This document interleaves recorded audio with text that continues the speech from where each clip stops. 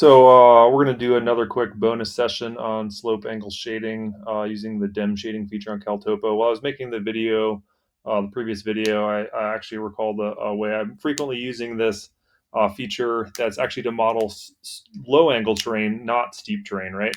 And so there's a couple different ways this is employed. One place I find it quite useful is in Colorado, where we, in many cases throughout the winter, aren't really able to ski in steeper north-facing terrain due to the persistent avalanche problems we deal with in Colorado so frequently, or any kind of like more continental snow climate, or I mean really anywhere that you have a persistent avalanche problem. We're focused on boiling down the nuance of the skiing in the low angle terrain as opposed to focused on the nuance of boiling the skiing in the steeper terrain. And so when we're trying to like push the limit of like where can we find fun powder skiing that doesn't involve steep terrain, we get pushed to the bottom limit of, well, it's not steep enough to ski, right? And so this feature can be really nice to start understanding like, is this a place that is actually too flat, right? And so I think there's a couple of important things I might mention in terms of in finding this kind of skiing. The surface condition of the snow is really important, right? If we just got 15 inches of powder, we're really not going to be able to ski low angle terrain. We're really not going to be able to ski steep terrain in Colorado in that case, especially. And so their window of skiing starts to really shrink. But what happens is after that snow is sat there for several weeks potentially, which is uncommon in these super continental climates like Colorado, is that surface snow has settled dramatically. Our ski pen is no longer 12 inches. Our ski pen is barely an inch, and we have this like surface layer of surface facets that are like actually like really fast skiing and allow us to actually ski quite quickly and enjoyably in like kind of a playful bouncy fashion into really lower angle terrain all the way down maybe in even to the 15 sub 15 like 10-degree range, right? So we'll see this happen on north facing slopes frequently, but even on south facing slopes where the low angle of attack of the sun being winter actually doesn't crust them, right? So low angle south sometimes don't get crusts midwinter while steeper souths do. And so there's kind of places in the terrain where we have this really nice faceted low ski pen but soft snow that allows for really fun skiing, right? And so we might be trying to sniff some of that stuff out for some enjoyable surface conditions, right? So here in Colorado, right, satellite feature is super useful.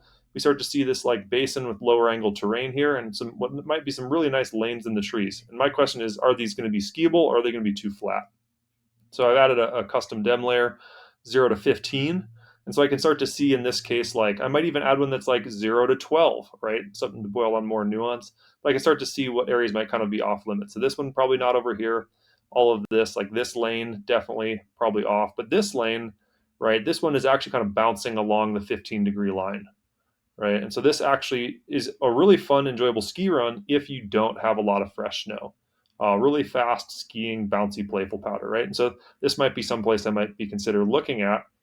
And it's like very quickly and easily highlighted in a way I just could not perceive without the DEM shading, right? I really can't tell the difference between this lane and this lane unless I have CalTopo kind of help me out there. So super useful feature that way in terms of finding like the limit for lower angle skiing. And of course, you got to know with those surface conditions you're dealing with, well, how low can you go?